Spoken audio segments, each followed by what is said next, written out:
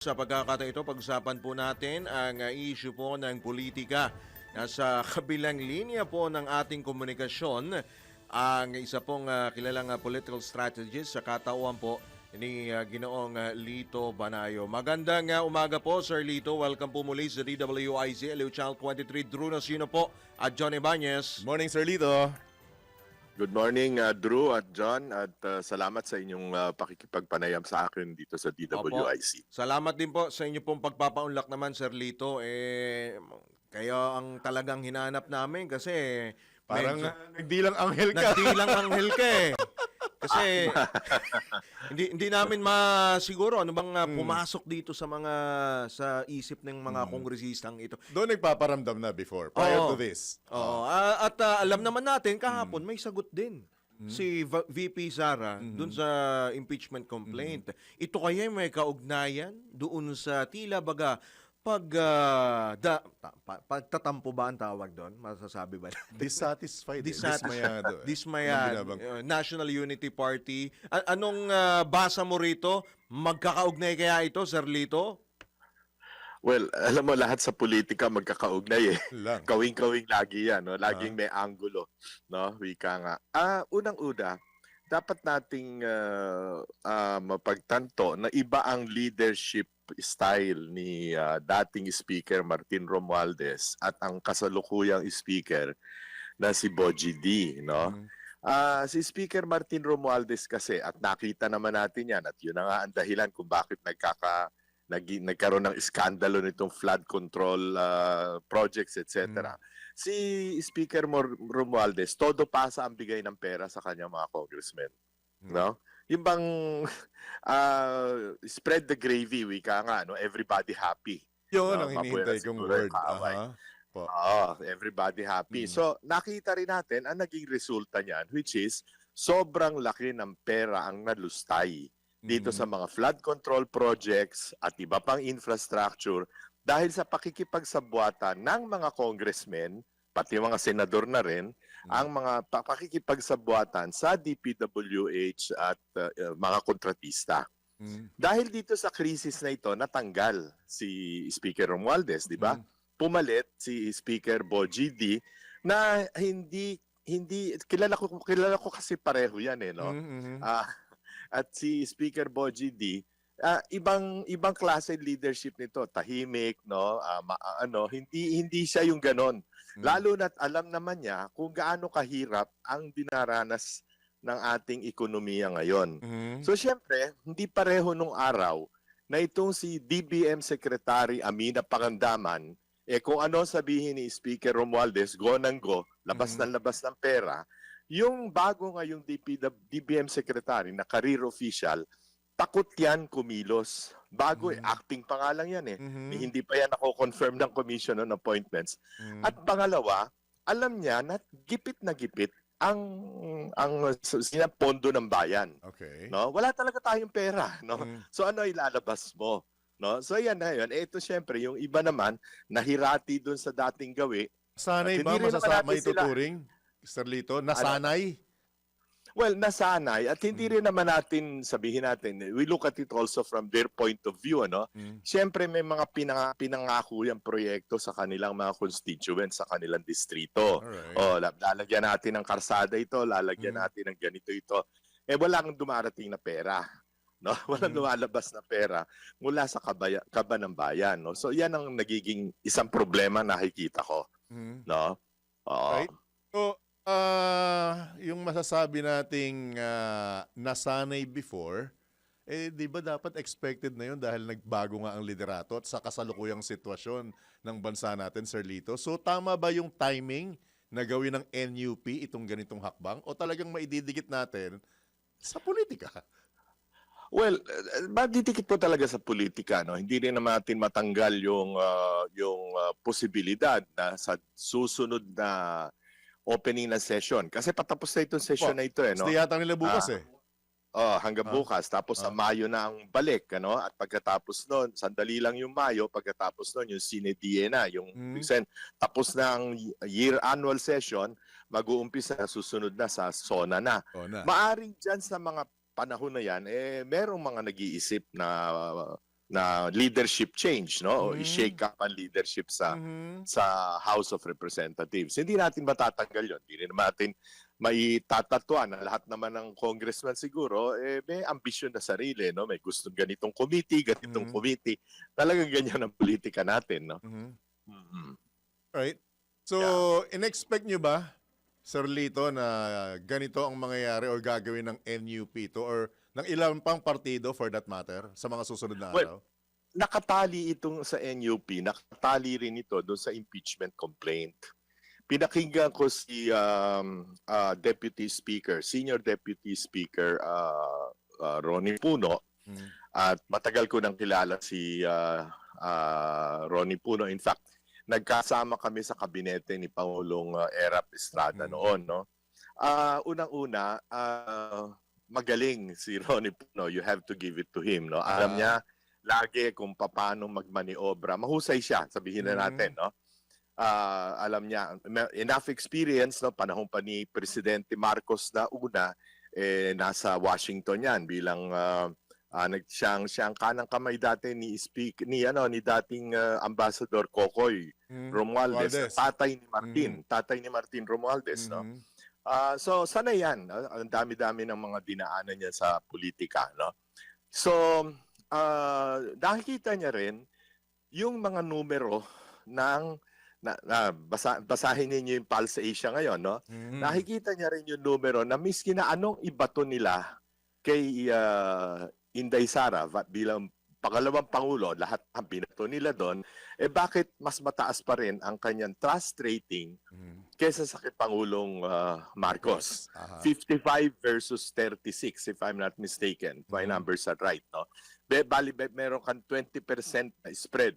At napakalaki ng disapproval rating, 45 ni Pangulong Marcos, samantalang kay Inday Sara nasa 20-something lang, 24 yata. No? So nakikita nila yan. Lahat ng politiko lagi nakatingin yan sa Pulse Asia, SWS, kung saan ang mga survey. No? So alam nila na hindi rin masyadong popular yung magi-impeach ka ng isang tao na hanggang ngayon ay popular pa. Mhm. Pangalawa, binoto ng 32 million people. Yung impeachment kasi, hindi yan parang nagtatanggal ka ng cabinet official o palpak ka, malis ka na, no? Halimbawa, pareho nung ginawa nila kay Cristina Frasco, no? Tinanggal na lang basta, no? Yung ganon, yung mga ganong kasi appointive lang yon. Or elected ka na 3 years from now, hindi ka na mananalo, di ba? Election kasi, gano'n. Yung vice president at yung presidente, hinalal ng buong bansa yan.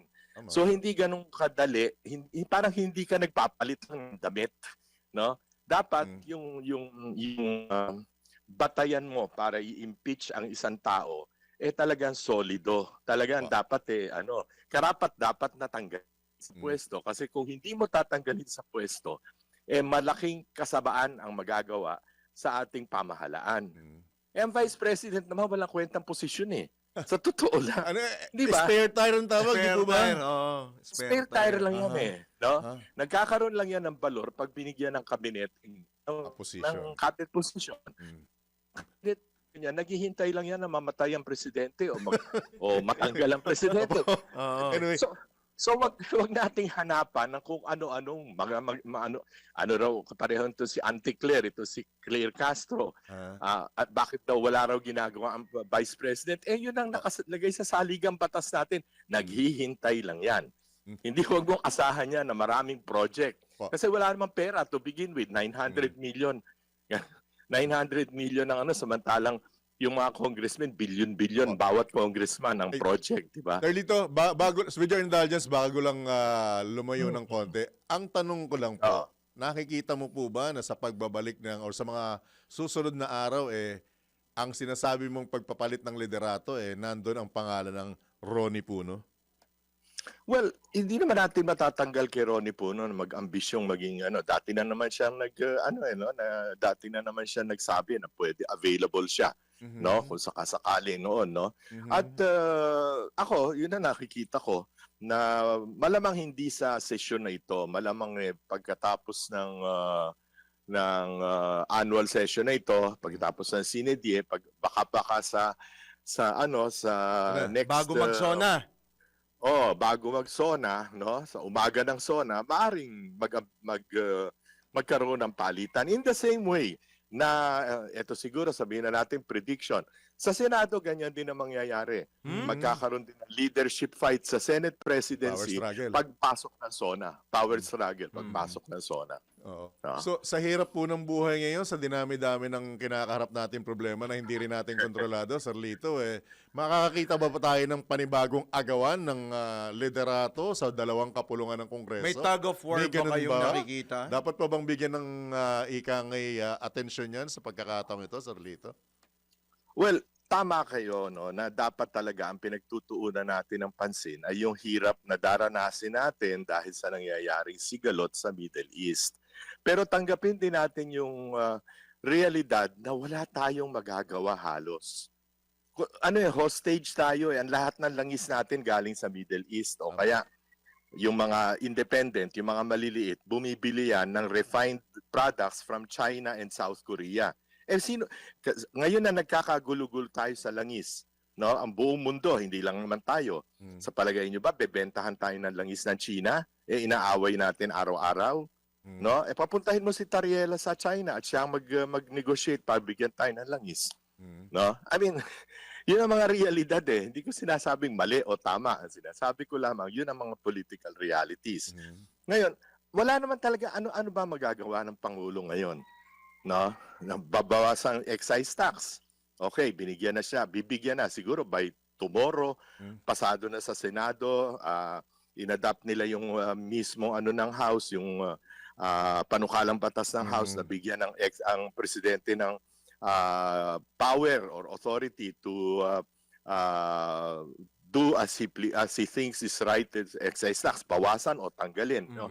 Pero kailan pa yan? Hindi yun ang issue Ang issue, gusto man nating bawasan ang presyo ng gasolina or ng diesel, meron ba tayong mabibili? Yun lang. No? Supply. Wala tayong Wala tayong mabibili. supply. That Lahat is the nagtitipid. reality. Walang supply until and unless matigil yung gera or magkaroon ng negotiated peace settlement between Iran, Israel, and the US. Other than that, yung Straits of Hormuz will continue to be a choke point. No? Wala tayong masyadong magagawa. Kaya hindi ko nga malaman Ang sinasabi ng gobyerno, huwag kayong mag-alala, may langis tayo hanggang Mayo o 60 days from now. Hindi ko babanggitin ko sino mga nakausap ko, tinanong ko na mga industry players, no? Yung mga ibig sabihin yung mga may-ari o Umiiling mga ba? nagpapatakbo ng oil, umiiling sa akin. Ang tingin nila, pagkatapos kakamot na ulo. Tingin nila pagkatapos ng Holy Week, nga tayo. Aroy. Ganon? Sa kawalan No? ng supply ng magkakapilahan Wow. ng kilometro sa gasolinahan. Wow. Lahat 'yan magkakaproblema, no? So talagang yun muna isipin natin. Kaya nga ako minsan nagtataka ka dito rin sa House of Representatives. Itong isang congressman dito, ito si Terry Ridon na wala nang binunganga tungkol sa impeachment. Ang hindi intindihin, paano ba natin may susurvive, no? Saka na muna yung impeachment, no? Paano natin masusurvive itong problema natin? Dahil kawing-kawing yan Ang bigas tataas. Man, Pag- domino pag effect tayo yun. Tumaas na nga actually. Baka tumaas pa. na ng 2-3 piso, tataas pa yan. No? Dati akong nasa NFA, sabi ko sa inyo, pagdating ng tag-ulan, malaking problema natin sa bigas. Okay? Opo. Lahat tataas. Yung mga dilata natin, mga sardinas natin, yung lata niyan ini-import natin No? 'Di ba? Right. Halos lahat kasi ng pagkain natin partly or wholly imported Opo. No? So, ang laki ng problema. Yun ang So, ang problema nga, wala naman tayo ring solusyong madali ang solusyon na magagawa dahil hindi tayo preparado. At hindi naman talaga tayo exporter ng Opo. Alright. So Sir Lito, last na lang sa on Yes, my part. yes. So itong ginagawa sa Kongreso sa halip na dapat tutukan ang impeachment, mas dapat iprioridad itong mga mahalaga at mga importante Yung malapit nga sa bituka ng malapit sa mamamayan. bituka ni Juan de la Cruz. Anong magagawa, miski na maraming maliliit na bagay, anong magagawa para maibsan man lamang ang hirap na daranasin ng taong bayan? Yun sana ang pagtuunan ng pansin. Ayun. Alright. Malinaw. Opo. Alright. Marami pong salamat, Sir Lito, sa inyo pong oras, sa inyo pong panahon at sa mga susunod pang Uunahan na namin kayo, ha? Parang, Aabalahin namin kayo ulit. the political Nostradamus. Hindi. Basta, bata mo kami. Medyo pag-aangin natin ng konti. Sir Lito, mabigat masyado. Opo. Okay. Maraming salamat po, Sir Lito. Magandang araw. Good morning, sir. Ingat po. Good morning. Good morning. Ingat po, ingat. Alright. Si Kahit sa natin paikutin, talagang pag ang produktong petrolyo talaga. Ginoong Lito Banayo, isa pong political strategist. May punto